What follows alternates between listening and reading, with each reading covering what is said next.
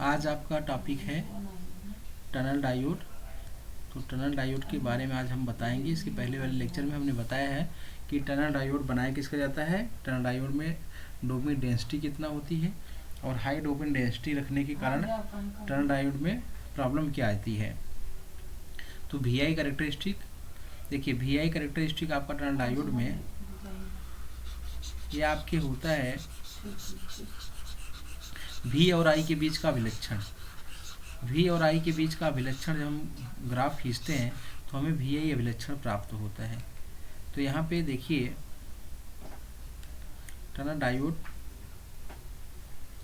ये आपका साम है VI अभिलक्षण।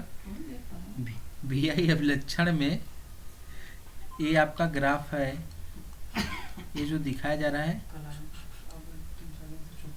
एक करंट, यह आपका करंट है, यह आपका वाई एक्सिस करंट को और ये आपका एक्स एक्सिस वोल्टेज को दिखा रहा है। देखिए जैसे जैसे ग्राफ आपका देख रहे हैं, जैसे जैसे हम वोल्टेज को बढ़ाते हैं, जैसे जैसे हम वोल्टेज को बढ़ा रहे हैं वैसे वैसे हमारी करंट बढ़ रही है। और एक मैक्सिमम मान पर यहाँ पर इस मैक्सिमम मान के बाद फिर हमारी करंट की वोल्टेज तो हम बढ़ा रहे हैं, आगे वोल्टेज को बढ़ाया जा रहा है लेकिन करंट के मान में कमी आ रही है। एक ऐसा होता है, एक ऐसा पॉइंट आ रहा है जिसको हम वैली पॉइंट बोलते हैं। और इस वैली पॉइंट पर, वैली पॉइंट के बाद फिर हमारी कंडीशन आती है कि हम फिर वोल्टेज को बढ़ा रहे हैं। फिर जब वोल्टेज को बढ़ाएंगे तो फिर अब हमारा करंट का मान बढ़ना शुरू हो जाता है।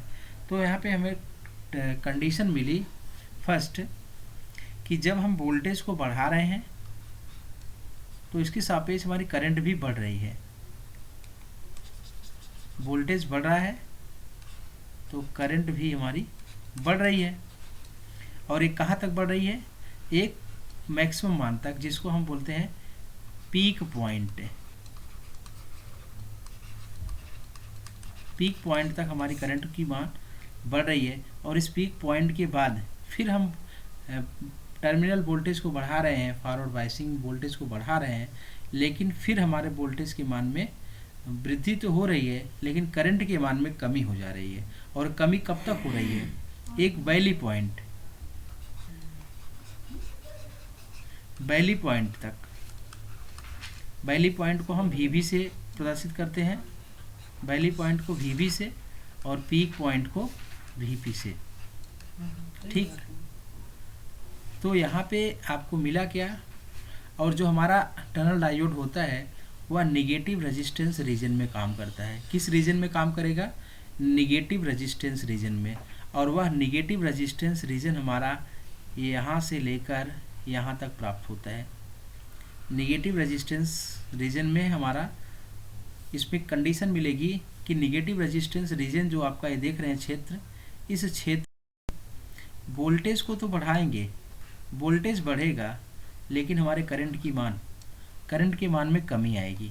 ठीक, और तो हमारा जो टनल डायोड होता है इसी नेगेटिव रेजिस्टेंस रीजन में कार्य करता है। तो यहाँ से आपका क्वेश्चन मिलता है कि टनल डायोड किस रीजन में काम करता है।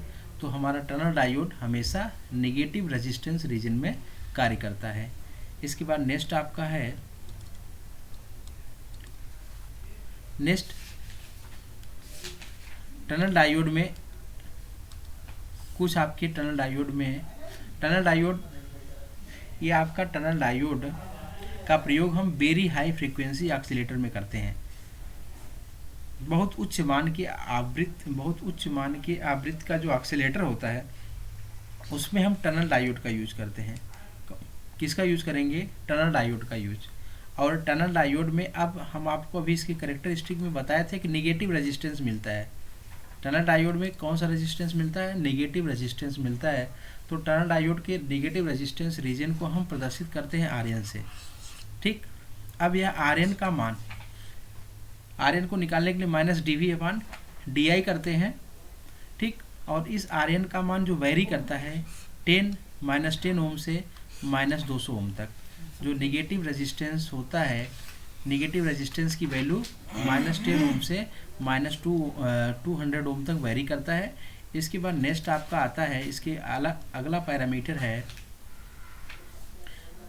टनल डायोड का अगला पैरामीटर है IP अपान IV का रेशियो। देखिए IP और IP अपान IV का रेशियो, अब यह आपके जैसे सिलिकॉन से बना डायोड होगा उसमें अलग मिलेगा, जर्मेनियम से बना डायोड होगा तो IP अपान IV का रेशियो अलग मिलेगा। तो यह आपका बहुत ही इम्पॉर्टेंट फैक्टर होता है टनल डायोड के लिए।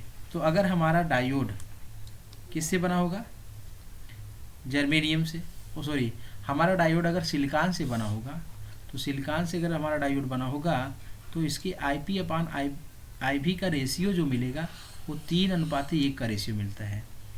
जब डायोड टनल डायोड किसका बना होगा, सिलिकॉन का, तो IP और IV का रेशियो 3:1 में, और इस समय निगेटिव रेजिस्टेंस रीजन की वैल्यू जो होती है -200 अपान IP होता है, -200 अपान IP, और IP का मतलब होता है पीक करंट। ठीक, इसके बाद नेक्स्ट हम देखते हैं अगर हमारा डायोड और इस सिलिकॉन से बने डायोड का प्रयोग switching operating in high ambient temperature में किया जाता है, मतलब कि उच्च मान के टेम्परेचर में स्विचिंग ऑपरेटिंग के लिए हम सिलिकॉन से बने डायोड का प्रयोग करते हैं। इसके बाद नेक्स्ट, अगर हमारा डायोड जर्मेनियम से बना होगा तो उसके IP और IV का रेशियो जो होता है वो 6:1 होता है, और निगेटिव रेजिस्टेंस रीजन RN का मान -120 अपान IV होता है। इसी प्रकार से हम देखते हैं अगर गैलियम और आर्सेनाइड से बना होगा तो गैलियम और आर्सेनाइड से बना होगा तो IP और IV का मान 10:1, और इसकी नेगेटिव रेजिस्टेंस की वैल्यू -200 अपान IP होता है। इसके बाद मिनिमम आपके अगर जो हमारा IP और इसके बाद गैलियम और SB एंटीमनी, यदि हमारा डायोड गैलियम और एंटीमनी से बना होगा तो IP और IV का रेशियो जो होता है वो 12:1 होता है, और इस समय RN जो नेगेटिव रेजिस्टेंस रीजन है उसका रेशियो सबसे कम होता है जो कि -60 अपान IP होता है, 60 अपान IP होता है। तो देखिए इसमें अगर RN का मान सबसे कम होगा, RN का मान अगर नेगेटिव रेजिस्टेंस रीजन का मान कम होता है तो उस डायोड से हमें लोवेस्ट नॉइस प्राप्त होती है। सबसे बड़ा एडवांटेज होता है कि अगर RN नेगेटिव रेजिस्टेंस रीजन का मान कम होगा तो हमें क्या मिलेगी, लोवेस्ट नॉइस मिलती है।